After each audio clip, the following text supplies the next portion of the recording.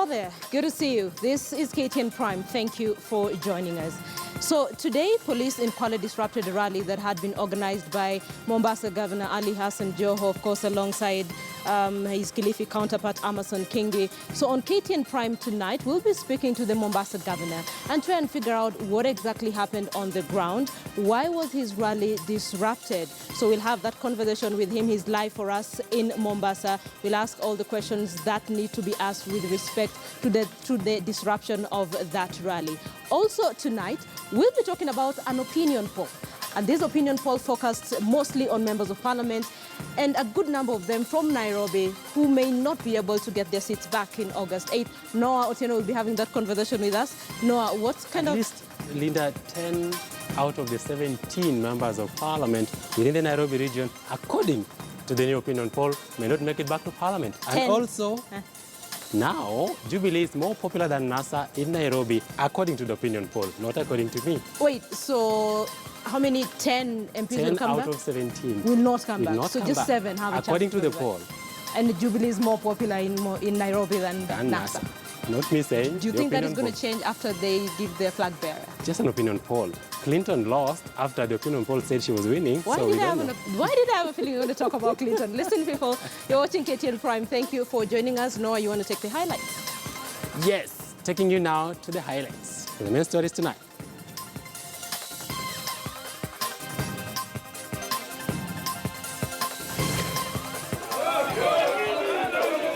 Chaos in Nairobi as Senator Sonko and MP Commander lead their supporters in clashes. Nilisikia President Uhuru Kenyatta akisema kwamba atatunyorosha sisi wengine na akasema kwamba atatuangusha. Huu ni mwanzo. Police violently disrupt Joho and Kingi's rallies in Kwale, citing directives from bosses.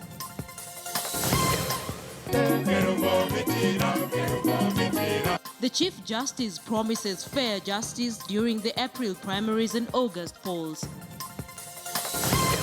Mimi sina nini, sioni kitu kingine na kuficha.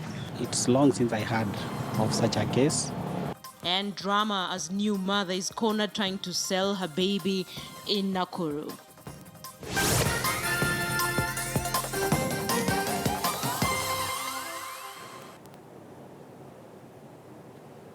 Many thanks for joining us on KTN Prime. I'm Linda Ogutu. Our sign language interpreter there at the bottom end of your screen is William Sila. Sila, thank you so much. Now, police in Nakuru today arrested a new mother as she tried to sell her baby just hours after she gave birth to the child.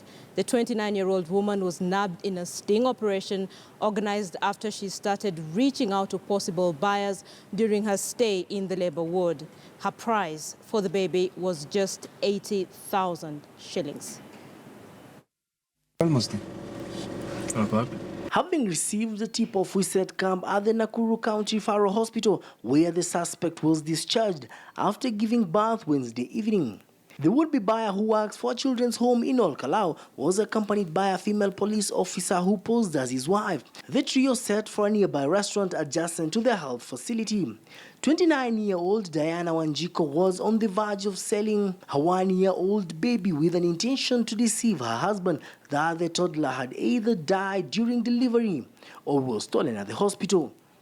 Unaware that she was being monitored, she signed the contract handing over the baby to the supposed buyer for 80,000 shillings. However, she was handed 45,000 shillings with an agreement to remit the remainder via mobile money transfer. Sasa mimi sina nini, sioni kitu kingine na kuficha zaidi ya. Hiyo ndio ukweli yako yote kabisa. Hiyo ndio ukweli yangu kabisa na sina kitu kingine ati. Okay, sababu tulipanga mimi na yeye. Ni sawa, kama unakataa, unajua siwezi kukulazimisha ukubali, lakini mimi nimekuambia ile information ambayo nimekupatia ile information ambayo niko nayo. Swali niko nayo. Mwenye alinipatia namba ni rafiki yake. Ni rafiki yake? Ya DV. Unaona? Simjui. Ila rafiki tulikutana na yeye. Akaniambia, nikamuelezea shida zangu. Akaniambia kuna mtu anafanyanga hiyo biashara, nitakupatia namba yake. According to the police, they are still investigating the over 7 numbers used by the suspect to communicate to the supposed buyer in order to see if they can have more leads into the case. it's long since I heard of such a case, and even from the returns we make, I mean, I would say they're rare. She gave a long, sad story, how she's being tormented by the husband. At times, the husband even carries knives. But I don't think it's worth it. The suspect will on Friday be charged with an offense of selling a child, which is inadmissible by the Children's Act. The lady hails from Mawanga Estate in Nakuru. Victor Gale, KTN News, Nakuru County. So the 29-year-old mother trying to give all the reasons why she wanted to sell her day-old child.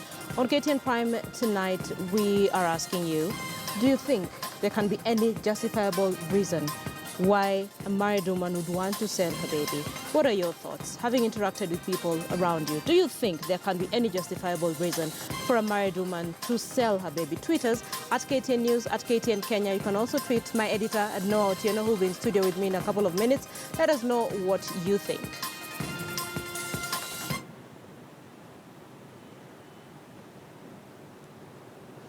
Chaos mad Jubilee meeting called to pick the party's Nairobi County Election Board at the Bomas of Kenya. Supporters of Nairobi Senator Mike Sonko and Starehe MP Maina Kamanda clashed after Sonko and his supporters accused Kamanda of trying to rig the process. Sonko supporters stormed out of the Bomas arena and later returned in the company of Sonko before the two camps confronted each other. Take a look at what happened. Talk of infighting, quite literally. Jubilee Party supporters failing to reach a consensus. The party had called a meeting to pick representatives to the Nairobi County Election Board. It all started soon after the nomination process got underway at the Bomas of Kenya arena. Supporters of Nairobi Senator Mike Sonko stormed out, claiming there were plans to rig the exercise by Starehe MP Maina Kamanda in favor of Peter Kenneth's nominees. They made a comeback in style, accompanied by Sonko.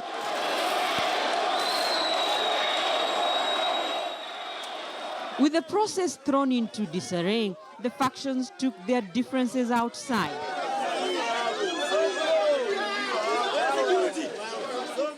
Each of the 17 constituencies in Nairobi County was to nominate one person to the election board.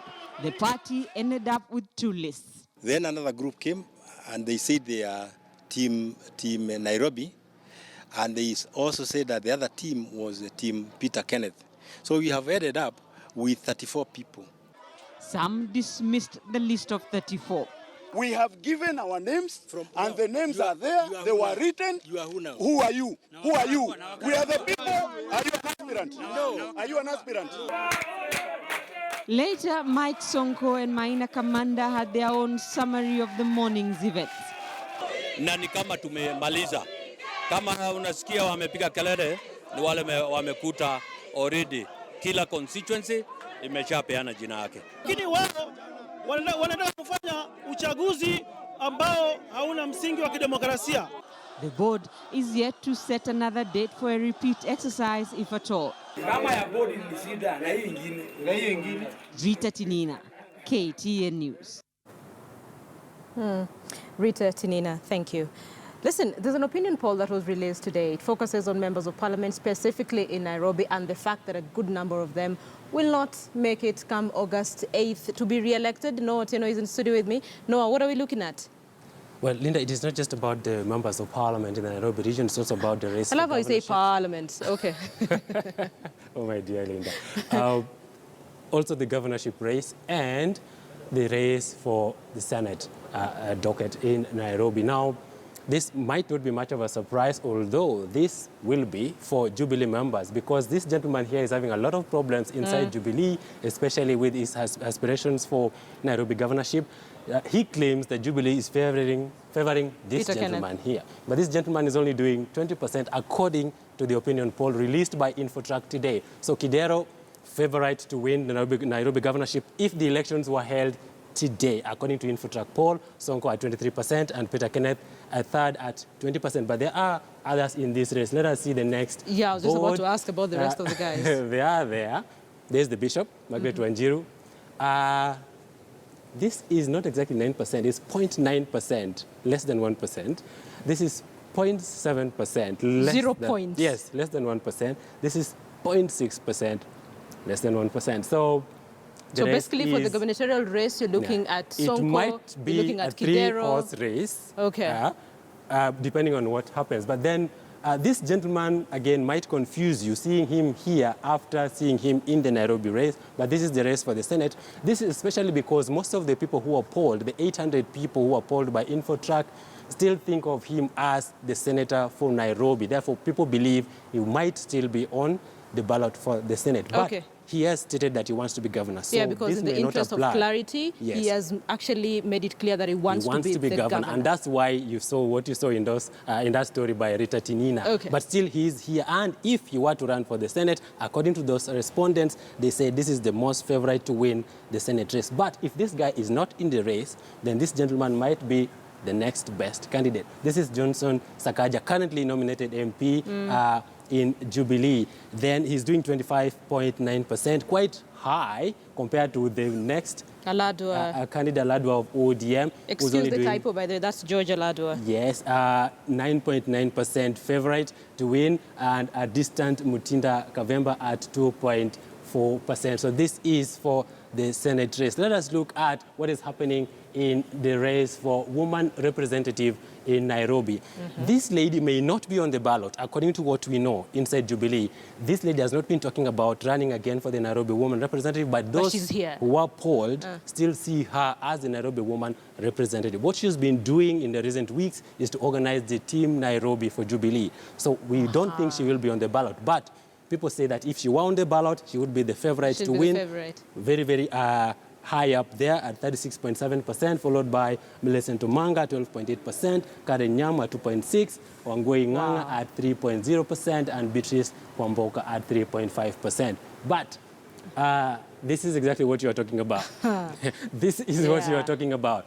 These are the members of parliament who may make it back, according so these ones will make it back? Yeah, they are doing well over 50% support right now. Okay, so these are 7. Very, very likely they will come back. These are 7 people who may be sitting pretty if nothing changes. But we are still maybe 4 months away. If the status quo remains the same, okay. So Tim Wanyonyi of ODM in Westlands may come back easily. Ken Okoth, Kibra may come back easily. Now, this is an interesting story. Do you know why? Why? Because of Rosemary Odinga? Because Rosemary Odinga has declared interest in this seat. So people know that Rosemary Odinga may be on the ballot, but they still say this gentleman may come back. People say he's done a lot for Kibra constituency. Especially in education. Yeah, very eloquent gentleman, so we'll see. And then Tom Kajwang, also of ODM in Ruaraha. Stephen Kariuki. Now, it says ODM at the end there, but that is just the name. This gentleman is now in Jubilee. Yeah, that's the party under which he was elected. We don't know whether his change of party may affect his popularity. Okay. We don't know that. We'll see. But people still support him for Madari to come back. Simba Arati for Dagoretti North may come back. George Theuri for Mbakasi West may come back. And Yusuf Hassan Abdi Kamukunji. So which ones are in the red? Now, this is where the problem is. These are the first 5 of the 10 gentlemen who may not see Parliament, at least as elected members, if the poll is anything to go by. Dennis Waweru, now this may have a reason behind it, because right now he's not on the ground campaigning to be a member of Parliament. Yeah. He wants to be governor. The governor. So maybe people are ruling him out because they already know he wants to be something else. But if he were to run again for MP, he may not make it, according to the poll, according to the people who are speaking. Maina Commander Sare, the gentleman who was fighting with Mike Sonko in Bomas today, may not come back, according to the poll. James Gakuya Embakasi North may not come back. John Chege Kasarani may not come back. This is Waihenya Ndirangu may not come back. But there's another 5. Another lot. Yes. Benson Mutura Makadara TNA may not come back. John Ndirangu Embakasi Central may not come back.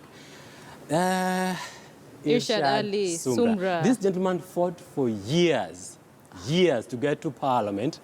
until Embakasi, the formerly very large constituency, was divided into several. That's how he. Okay. Then he came. Then now people are saying he may not come back. I don't know whether he'll be crying tonight, but this is maybe just they're an not giving him poll. a very good scorecard. Then Joshua Loom, Langata may be coming back, and John Omondi Embakasi East also, according to the poll, may not be coming back. These guys are doing 22% against 50-something who are saying, okay. So this, finally, this is the picture. I wish not to speak too much about this, because this is not this is the opinion for saying NASA is now less popular in Nairobi than Jubilee. I don't know whether this is because NASA is pretty much a new outfit in terms of the deal they've made to be together. Now, I was speaking to some analysts today, Yes. and they're saying probably it's because of the fact that they have not really named their flag bearer. So that uncertainty is making people uncomfortable. But do you know that NASA supporters traditionally in Kenyan, opposition supporters in Kenyan politics pretty much remain the same in Nairobi. They rarely ever change despite who Raila Who the flag supports. bearer is. For example, if Raila says today, Wetangula Tosha, the support for NASA may not change. It will still be the same people just moving from supporting Raila to supporting Wetangula. So I suspect that if this opinion poll is anything to go by, these numbers may stay like this for a long time until something really big changes. So Jubilee at 43%, NASA at 40%. But if we are talking about 2 million people, the projected the population, at least according to last year's numbers in Nairobi, 3% is a very big percentage. But then realize the 7.6 who are undecided. That is a very, these are people who either they may not vote or they are waiting to see what happens in NASA. Because there are people who are saying that if anything happens and Raila Odinga is not on the ballot, then they switch. There are those who are saying if anything happens and Kalonzo is not the man, they switch. So this 7.6% and a good number of this 40%, still thinking. Noah, thank you so much. Of course, we look forward to doing more of this as we head towards the general election and 130 days. So let's see how this plays out in the coming days. Thank you so much. So allow me now to cross over to Mombasa and look at the coastal region in Kwale's Kinango town, where more chaos, we witnessed more chaos, this time pitting the police against supporters of Mombasa Governor Hassan Joho and Amason Kingi. Police dispersed the ODM rally with tear gas and batons, saying they had orders to ensure the meeting did not take place. Tobias Chanji has the story.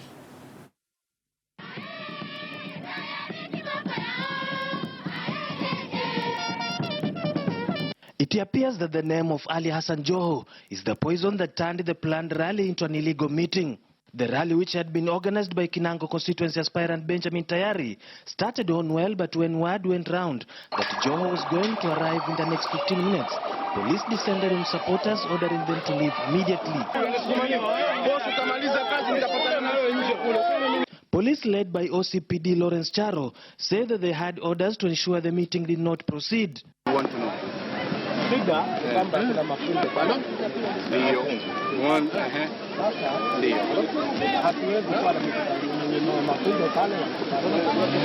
Mafunzo yanaingiliana vipi na mkutano? Kwa hivyo nyinyi mkaamua mpige watu, mafunzo ndio muhimu kuliko mkutano. Alafu mafunzo nyinyi ndio mmeamua. Mburi ya mheshimiwa wetu tulimpa kura na ODM na akaingia, na alipoingia saa hii amesahau kura zake ni sisi, ametutumia watu watuumize. Kuna mama wana watoto walikuwa wamebeba, kuna watoto wadogo walikuwa wako humo, kila mmoja analia maana ameingizwa tiaga ya machoni. Bahati mbaya mimi kanipata ya kichwa. They blamed Salim Mvurya, who is Kwale governor, of being behind the cancellation of the rally. Initially, Mvurya had booked the ground where the rally was to be held, prompting the ODM fraternity to go to another ground. Joho, who is the ODM deputy leader, was to also lead another rally in Lungalunga, which, like the Kinango one, was also disrupted. If you are in Mombasa, keep your politics in Mombasa. Don't interfere with Kwale, Lamu, kwani wewe ni sultan. Don't remind Kenyans slavery walienda through. The term title sultan. Na nyinyi mumekaa watu wanajiita masultani. Lakini nataka niwaambie wa Kenya, nilisikia President Uhuru Kenyatta akisema kwamba atatunyorosha sisi wengine, na akasema kwamba atatuangusha Huu ni mwanzo na dalili ziko wazi. But what I want to tell you today ni kwamba haya yote ambayo yamefanyika, kwa yoyote ambaye anafikiria kwa njia yoyote kwamba vitakuwa ni vitisho vya kuturudisha nyuma, mwambie tafute mbinu wengine, kwa sababu sisi tumeamua hii safari tutaitembea mpaka mwisho wake. Ikiwa wao wana mbavu, ikiwa Jubilee ina mbavu na ina nguvu na inajihisi kwamba hapo pwani inaweza kuwika, tupambane kwa kiwanja bila kuleta polisi. Sisi tuko tayari kukutana nao ana kwa ana katika kiwanja. Lakini kwa sababu anajua wazi hawana umaarufu wote hapo pwani, wameonelea heri kwamba watumie polisi kuvunja mikutano yetu, kuleta shida katika mikutano yetu. Na katiba hii mpya imetupatia sisi fursa kwamba tuwe na mkutano wa amani wakati wowote, bora tu tuwe tumejulisha vyombo vya usalama watoe usalama, sio watupatie permit, watoe security ya kutosha. Sasa kule Mwereni pia nasikia magari yameenda, tumepigiwa simu, tumeambiwa watu wa Mwereni wamekimbia kukimbilia usalama wao. Tobias Chanji, KTN News, Kwale County. Let's try and figure out what exactly happened in Kwale. Speaking to Mombasa Governor Ali Hassan Joho is joining us live from Mombasa. Governor, thank you for speaking to us on KTN Prime. So we do know that the police disrupted your rally that was supposed to be held in Kinango in Kwale. What exactly happened? Well, first of all, we want to condemn what happened today with the strongest terms possible, and say that we indeed had notified the police that we would be in Kwale today to hold 2 rallies. We had scheduled a rally at the Kinango constituency, then another one was to follow at Lunga Lunga constituency. But on our arrival, because of course we flew there with my colleague, the governor of Kilifi County, via chopper. So when about to land at the field, all of a sudden we saw some tear gas thrown basically at us. So we could not land. So it took a while. We had to circle in the air for a while. Then we eventually landed, and we tried to engage the police, who literally refused to speak to us. But we are saying that that disruption was unnecessary and uncalled for. For me, that is backwardness of the highest order. I mean, we only wanted to speak to the people of Kinango as ODM party. So we don't know who ordered that, but after that we of course wanted to find out from the authorities in Kwale what may have transpired. So we took time and went to the county commissioner's office, but as expected did not see us, and we had no one that would attend to us. We find that very unfortunate. I mean, in this generation, such things should not have happened. Right, so, but that, for me, has given us more impetus to want to do more. So we have announced that next week we will go back to Kwale, and I will personally write to the police commander in Kwale to notify them on the date. And I'm hoping that instead of disrupting, they will provide security that is required by the Constitution. Governor, you organized this rally alongside your counterparts, Kilifi Governor Amason Kingi, and you have said that you notified the police of this particular rally, right? Yes, you see what happened. First of all, there was an incident that has kind of shocked us in Lamu, because we were in Lamu, we had very successful meetings, but we had another disruption, but this time was with the people of Mpeketoni. And subsequently, we expected that the authorities would condemn, but in return, we were surprised to see the county commissioner condemning us, that we were not, we shouldn't have been there. But this is a free country, and our movement and right to picketing, right to hold political rallies cannot be gainsaid. And therefore, for me, these things should not happen. Great. And if Jubilee imagines or thinks they would use these means to intimidate us, let me assure them that this won't work. We are determined, and we will do what we have to do.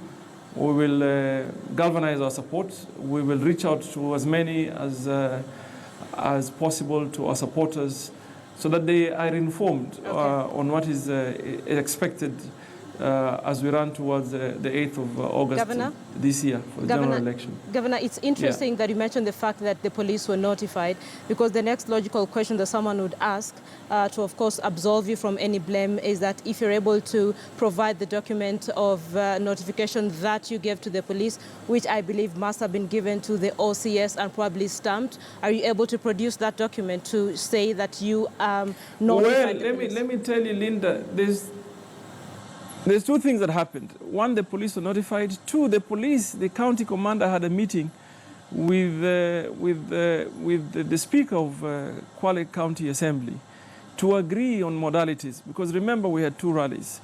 So we wanted to be sure that everything is going to be taken care of. So security for us was very important. And therefore, they actually had a meeting to agree on the number of officers that would be deployed in both the functions.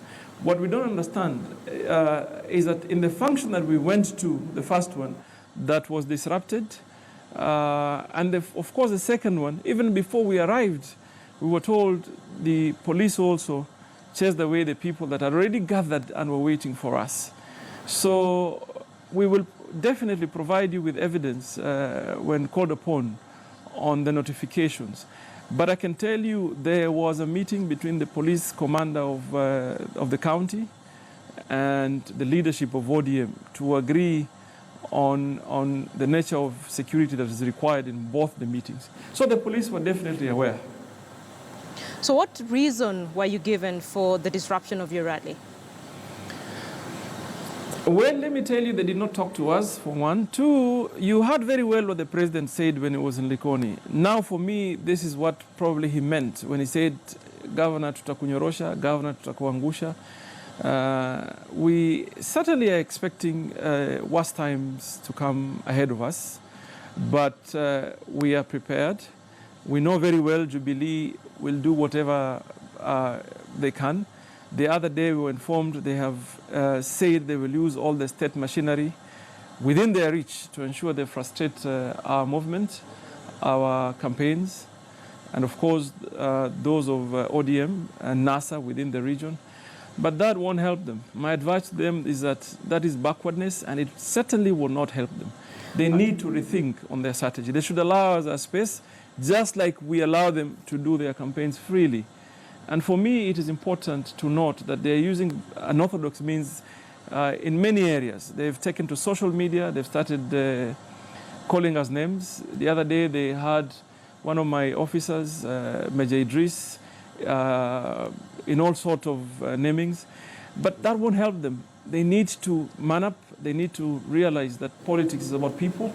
And therefore, let them go to the people and allow our space to go, certainly to go to the people. So we can also sell our policy and tell the people what we're going to do for them as ODM or as NASA when elected.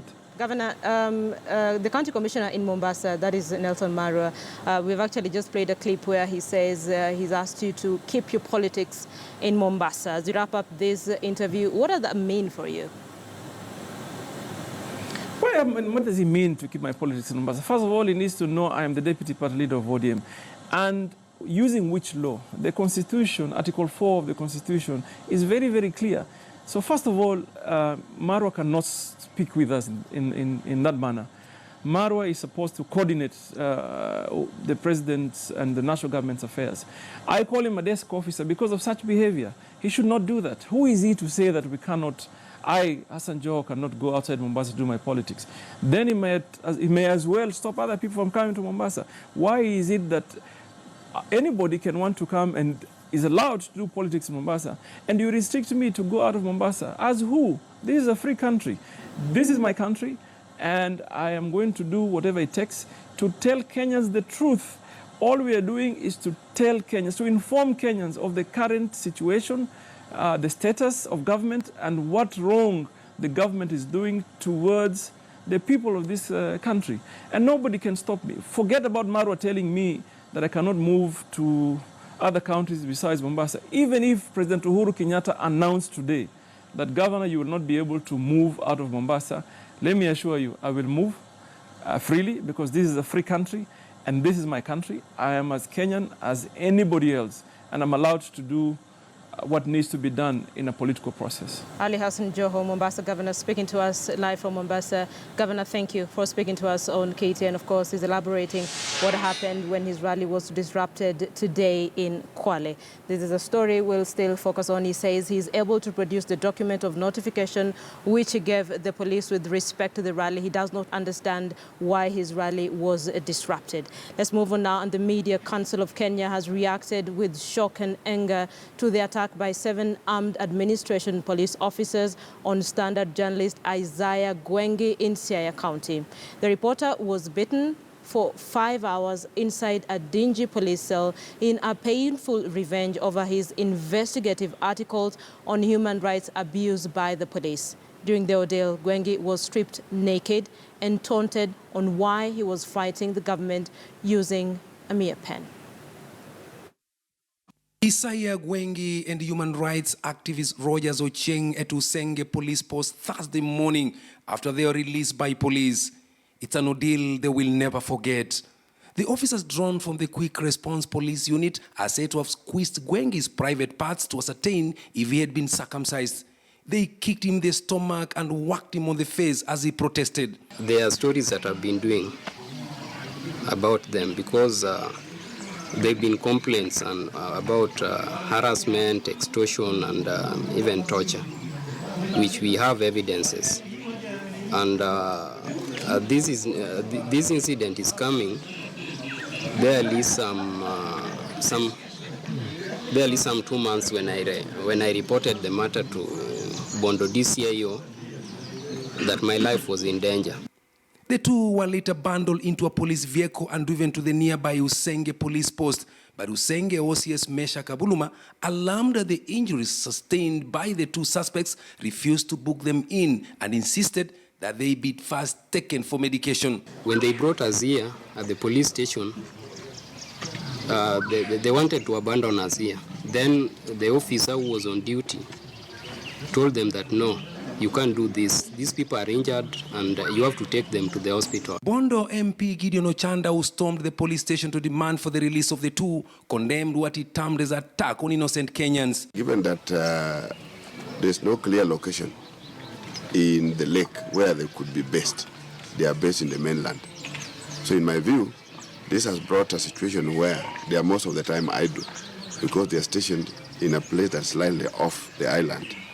And so most of the time, they are getting into duties that are not necessarily their core duties. Those who spoke to KTN claim that the dreaded squad has been terrorizing the people of Usenge for a while now.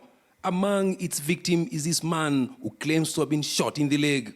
Vile nilitoka nilipita tu au namna hii nilisikia kama kuna kitu imefanya pap. Alikuwa anafikiria ni fimbo. Nikifika huko mbele nimepata kama sio fimbo, ilikuwa rubber bullet. Attempts to seek comments from the QRP commander, Inspector Ben Ongoro, were thwarted by the heavily armed officers who barred us from entering the heavily guarded post. The Media Council and the Kenya Union of Journalists is now calling for the immediate arrest of the officers responsible. We have said that this is unacceptable. We want to see that the people responsible, the administration police officers attached to the QRP unit, face the full force of the law. Journalists in several parts of Kenya have accused police of brutality, especially during the anti-government protests. Rashid Ronald, KTN News, in the county of Siaya. So tonight we told you the story of a woman who tried to sell her day-old baby for 80,000 shillings. You're asking you, do you think there can be any justifiable reason for a married woman to sell her baby? Keep tweeting us at KTN News, at KTN Kenya. I'll sample your views just before we wrap up this bulletin. Allow us to take a break. On that note, we'll be back. Stay with us.